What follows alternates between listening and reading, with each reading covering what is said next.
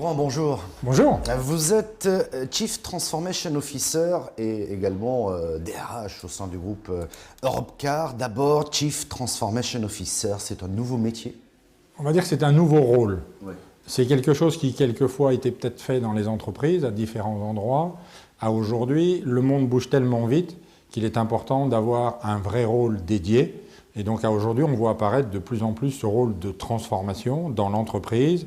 Et plus on a quelqu'un qui est dédié, et plus il est, entre guillemets, haut placé dans l'entreprise, plus on a des certitudes sur la volonté de l'entreprise à se transformer. Et c'est un vrai point. Et c'est ce que le président d'Europcar, quand il a créé cette fonction, a voulu mettre en œuvre. Alors justement, à ce titre, vous avez piloté un programme Fastlane au sein d'Europcar. Oui. Vous avez su concilier, je dirais, les collaborateurs, les hommes et les femmes du groupe, avec des résultats financiers. J'ai envie de vous demander comment vous avez fait. On va dire qu'il y a un mélange sur tout ça. Je pense qu'une grande connivence entre transformation RH et les équipes financières, de façon à travailler ensemble sur le fond et la forme, sur le contenu, la substance, sont des éléments clés. Le deuxième élément, c'est d'avoir cette espèce de cohésion, de confiance avec l'ensemble des dirigeants, qui est un élément clé, de façon à créer une masse critique de transformation, d'explication, de communication. Ce sont des éléments importants, puisqu'après ce sont les managers qui, dans l'exercice de leur rôle, relaient ces choses-là. Et c'est un élément extrêmement important. Donc plus l'exemple vient du haut, plus c'est facile à faire. Mais le chemin est quand même assez long, parce que les processus dits de cascading sont des exercices qui sont à la fois différents suivant les cultures, suivant les personnalités, les timings ne sont pas les mêmes. Sur ça, ce qui est important, c'est de se rendre compte que la société est en mouvement. Ça, c'est un élément qui est clé. D'où l'importance que vous accordez au modèle mental, qui lui doit aussi évoluer au même titre qu'un business model. Le modèle mental est un élément clé. À aujourd'hui, on ne voit pas le monde de la même façon. Si vous prenez les jeunes, à aujourd'hui, le fait de parler avec eux, de communiquer avec eux, ça se fait d'une façon différente, avec des mots quelquefois qu'on ne comprend même pas, avec des technologies qui sont nouvelles.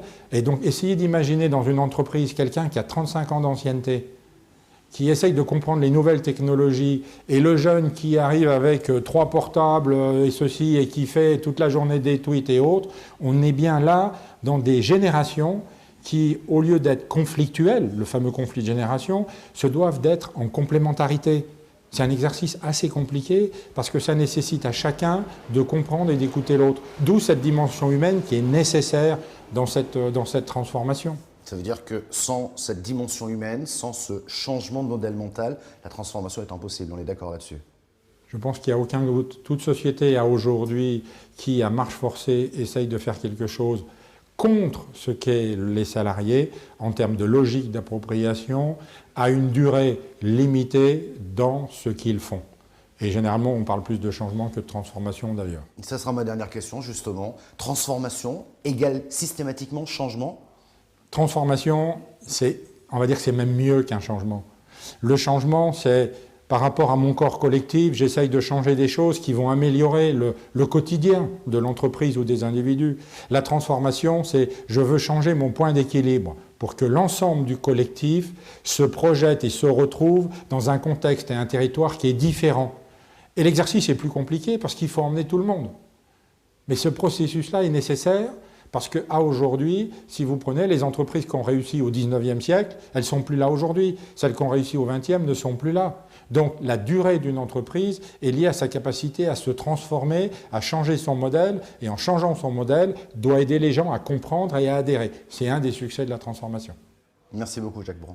De rien, avec plaisir.